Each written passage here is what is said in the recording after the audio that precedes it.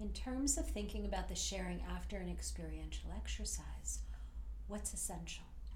What do you know from the groups you've led and the work you've done in terms of how to guide a sharing, how to consider the time you have for a particular sharing? What kinds of things do you think about depending on what the exercise was? And why are you doing it? Why is it important? What difference does it make for the group participants and for the process as a whole? So take a few minutes, write a few notes, and reflect on why it's significant and what's essential.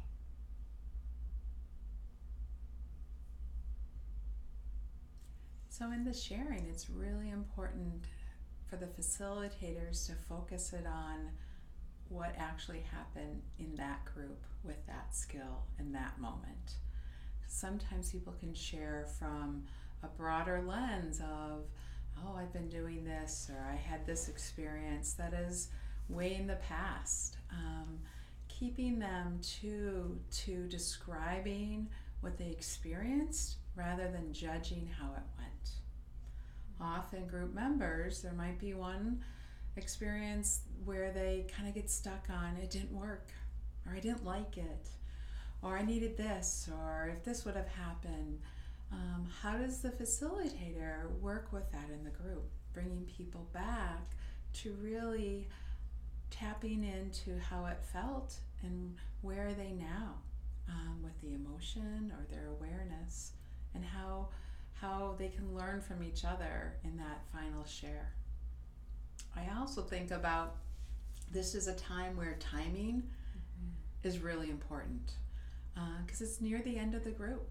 How do you help people share in a really significant way, but you might need to have it be much briefer?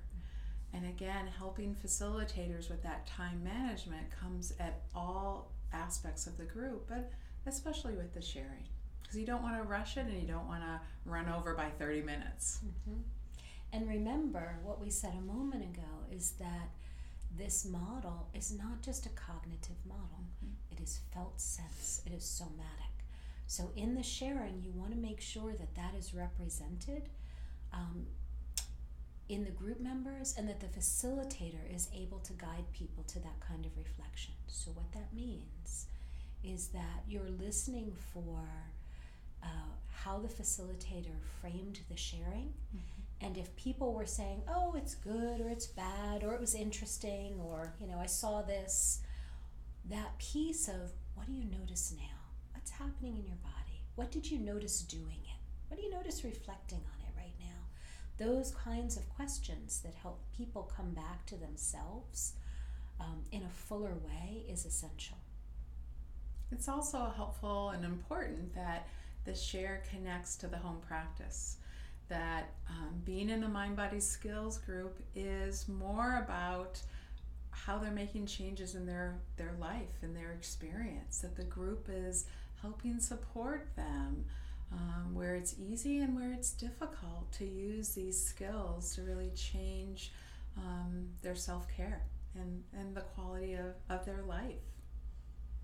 And again, in the sharing and in talking about the home practice, it's normalizing that you can have different experiences at different times, and that's okay. And that ultimately all of these tools are within your control to shift or change or amend as you need, as you practice them. So listening for that invitation to use the skills on a daily basis. And in the group, you can talk about the challenges. And in supervision, it's really helping the facilitators attend to that element, and going back to what we said earlier about the flow of the group and how to tie it in. And in a moment here, we'll talk about the closing, how to shift to that and transition to that.